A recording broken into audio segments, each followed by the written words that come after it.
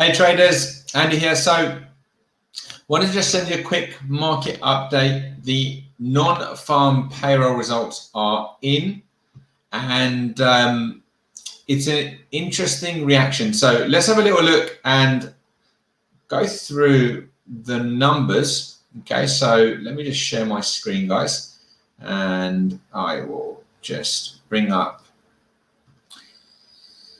the whoops, sorry guys, that's the wrong screen. Let me bring up the right screen. There we go. So we want Forex Factory here. All right, so what numbers do we have? So today we had three important numbers come out, and they were the average hourly earnings. So remember, following on from the Fed meeting, which really has, which indicated tapering of 15 billion worth of bonds per month, which is a good sign for the dollar. The fact that that they're basically reducing the amount of support that they give in the economy. And then we've had these really strong numbers today. So we have three numbers. Now, sometimes with three numbers, you think, well, one's bound to be bad. Well, not in this case. We had the employment numbers, previous number of 312 expected new jobs, 312,000. Forecast was 455. We smashed that one. So 531,000 new jobs created. So that's really strong for the dollar. Unemployment, well, previous 4.8%, forecast 4.7%.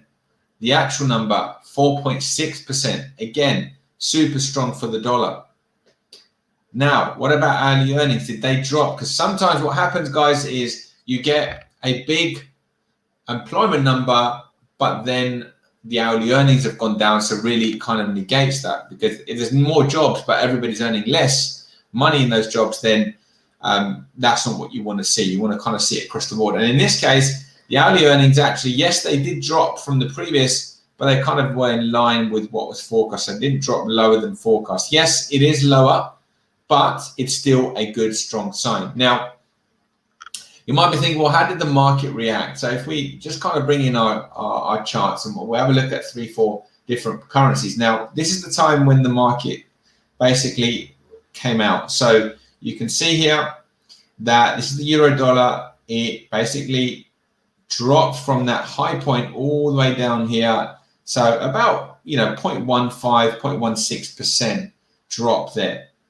Okay, and now you can see it's already pretty much recovered. So not really that much. I mean, you'd expect with such good numbers, maybe the hourly earnings, if it was slightly higher, it could have really pushed the dollar stronger. But you'd expect maybe that the dollar would act a little bit stronger than what it has. Okay, but it's almost like that was almost priced in. If we look at another one, let's have a look at cable. Again, similar. Not really much of a reaction. You can see the numbers came out pretty much here, right? And you can see it's really,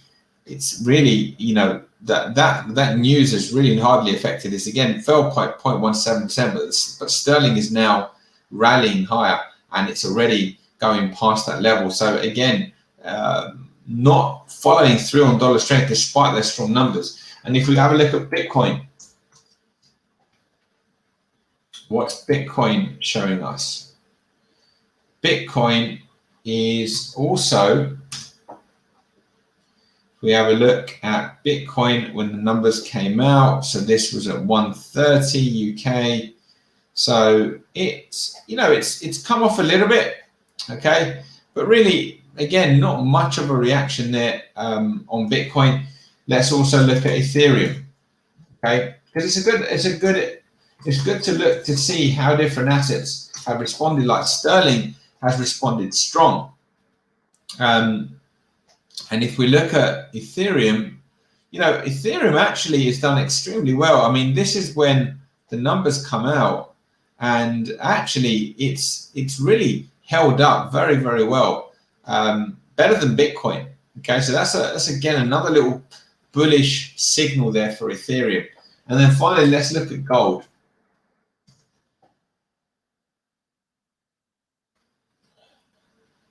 How did that react?